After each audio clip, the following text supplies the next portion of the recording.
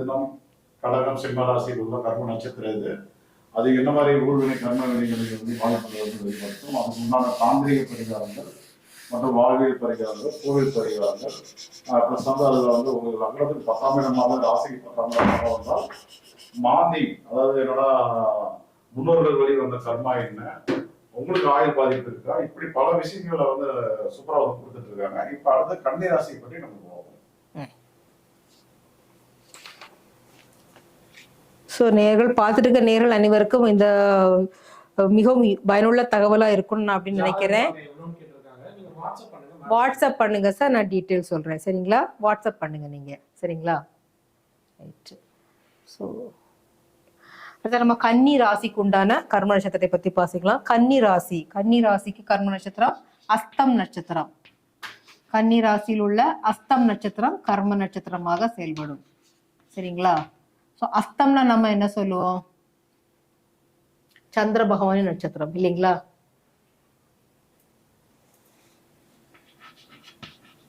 சந்திர பகவானின் நட்சத்திரம். ஓகே, கன்னி ராசியின் அதிபதி யார் பாத்தீங்கன்னா புதன் பகவான். சரிங்களா?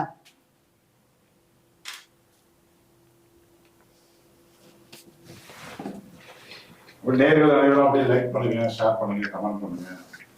அதே போல மேம்க்கு நிறைய பேர் வந்து வாழ்த்து தெரிவிச்சிருக்கீங்க, குட் மார்னிங் போட்டிருக்கீங்க. தொழில் எல்லாருமே நிறைய பேர் வந்து பிறந்திருக்கீங்க, ரொம்ப சந்தோஷம்.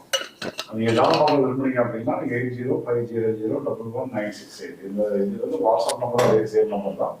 அதை நீங்க உங்களுடைய ஜாதகத்தை அனுப்பிட்டு நீங்க வந்து தொடர்பு கொள்ளலாம்.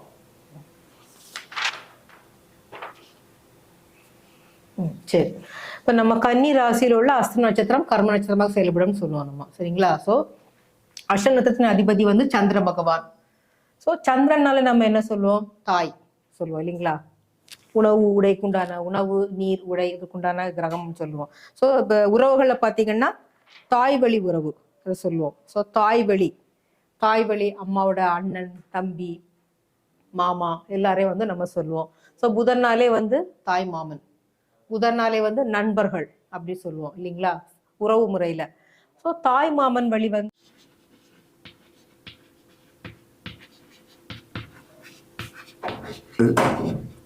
சரிங்களா, ஆரஞ்சு தானம் செய்யலாம். இது வந்து வாழ்வியல் பரிகாரம்.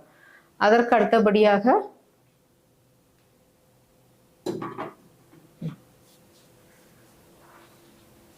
வாழ்வியல் பரிகாரம். அடுத்ததாக தாந்திரிக பரிகாரம் அப்படின்னு பாத்தீங்கன்னா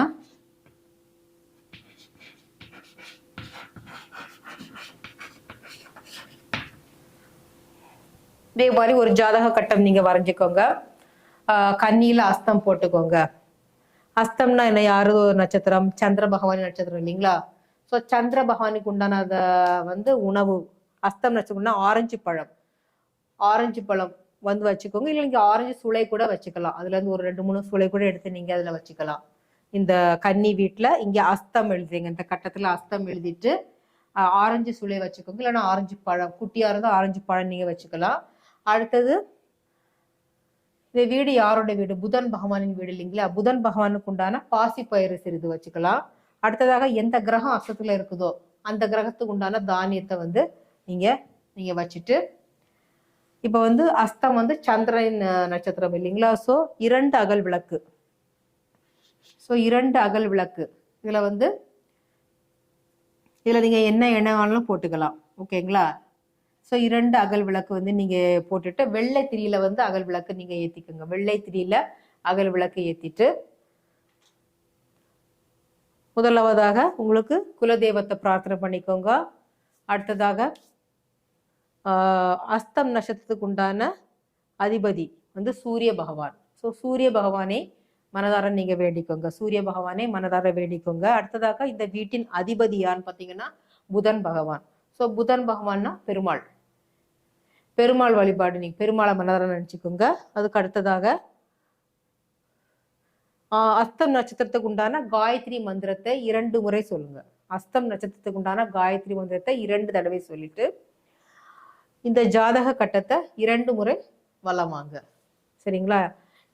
எங்கள் முன்னோர்கள் செய்த கர்ம வினைகள் யாவும் என்னை விட்டு விலக வேண்டும்ட்டு மனதார பிரார்த்தனை பண்ணிட்டு அடுத்த நாள் அந்த அனைத்து பொருட்களும் நான் முன்னாடி சொன்ன மாதிரி அனைத்து பொருட்களும் எடுத்து ஒன்று ஓடுற தண்ணியில போடுங்க, இல்லைன்னா கால்படாத இடத்துல போட்டு நீங்க அதை டிஸ்போஸ் பண்ணிக்கலாம். சரிங்களா?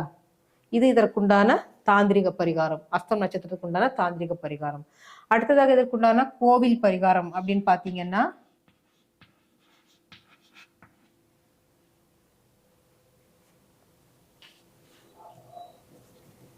காஞ்சிபுரம் வரதராஜ பெருமாள் கோவில்.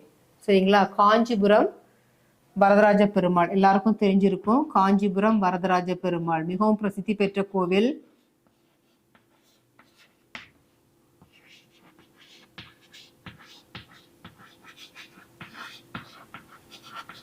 சோ தெரியல, இங்குள்ள அத்திவரதர் பெருமாள் வந்து மிக மிக பிரசித்தி பெற்றவர். 40 ஆண்டுகளுக்கு ஒரு முறை தான் அவர் வந்து அந்த தீர்த்தத்திலிருந்து அனந்த சரஸ் திருக்குளத்திலிருந்து எழுந்தருள்வார். வந்து போன வந்து ஒரு 4-5 வருஷம் முன்னாடி தான் வந்து அவர் வந்து அந்த அந்த குளத்துல இருந்து அத்திவரதர் தரிசனம் சொல்லிட்டு நிறைய ரொம்ப கூட்டம் வந்து நிறைய பேர் போய் தரிசனம் பண்ணாங்க.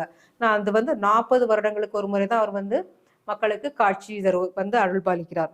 ஸோ இது வந்து 108 திவ்ய தேசங்களில் ஒன்றான திருத்தலமாகும். மிக மிக சக்தி வாய்ந்த ஸ்தலம். கண்டிப்பாக இந்த அஸ்தம் நட்சத்திரத்திலிருந்து ஒரு கிரகம் தசா புத்தி நடத்தும் போது, தோஷம் வாங்கி இருக்கும் போது கண்டிப்பாக அவர்கள் இந்த தலத்துக்கு போயிட்டு பரிகாரம் பண்ணி ஆகணும். சரிங்களா? இது வந்து இப்போ அஸ்தம் நட்சத்திரம் வந்து பலன் முடிஞ்சிச்சு. அடுத்ததாக துலாம் ராசிக்கு இதுவரை நம்ம வந்து மேஷம், ரிஷபம், மிதுனம், கடகம், சிம்மம், கன்னி அந்த ராசியில் உள்ள கர்ம நட்சத்திரம் இது. அது எப்படிப்பட்ட ஊழ்வினை கர்ம பலன்களை எதிர்கொள்ளும், அதுக்குரிய தாந்திரிக பரிகாரங்கள், கோவில் பரிகாரங்கள், வாழ்வியல் பரிகாரங்கள், இப்படியே நிறைய விஷயங்களை நம்ம வந்து பார்த்துருக்கோம்.